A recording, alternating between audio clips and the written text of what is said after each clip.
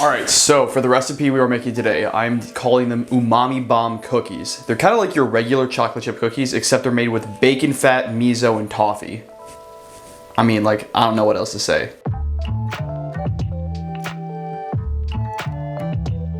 Alright, so to start off, we need to procure some good old American bacon grease. And to do so, we are going to start with a cold skillet into which we are going to shingle our bacon strips, then subsequently turn on to a medium-low to low heat in order to slowly render out the fat. While that is cooking, we can prepare our dry and wet ingredients. First, we're going to weigh out 1.5 cups or 290 grams of dark brown sugar, 1.5 cup or 95 grams of white sugar, and then 11.5 ounces of all-purpose flour. It's a little under a cup and a half, but for Christ's sake, just use a goddamn scale. Oh, one thing about this too. As you can see so far in the video, I have done goofed already, and I completely forgot to add baking powder. You're going to want to add about like a half teaspoon of baking powder, about 4 to 5 grams. Do that. Don't forget that shit. Lastly, we're gonna prep our little mix-ins, which are going to be 4 heath bars or a similar toffee stick of your choice, which we're gonna chop into about 1.5 inch pieces, but you can be fairly liberal with how big you want these suckers to be.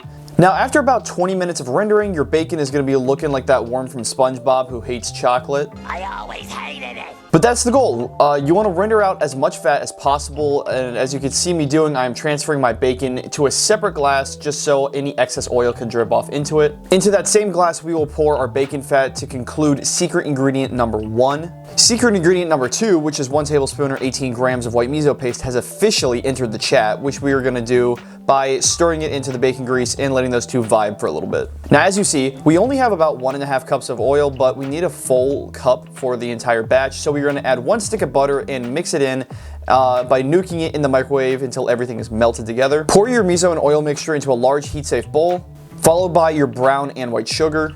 And then you're going to cream those together until no lumps of unmelted butter or undissolved sugar remains, which will take about 2 minutes. Next, we are going to crack in 2 cold, large eggs, mixing until homogeneous after each egg addition. Now moving on to the dry ingredients, add about half of your flour mixture and fold into the batter until everything is well incorporated. Then for your second half of flour, you want to only fold it in just until it is combined. We don't want to overmix the dough and create lots of gluten.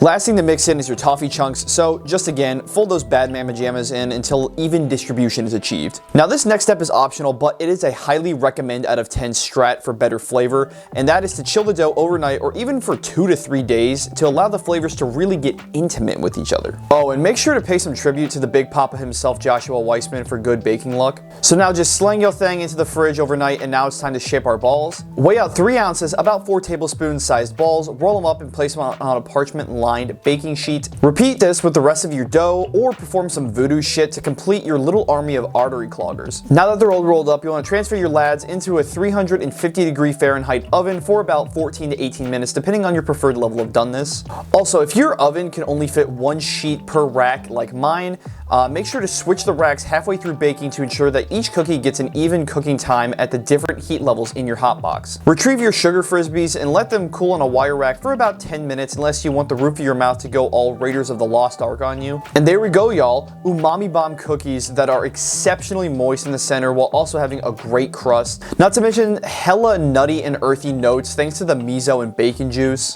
which of course is all balanced perfectly by that sweet, sweet toffee. Now these cookies I know look good, but let's see how they taste. Okay, so hear me out here. Big goof number 2.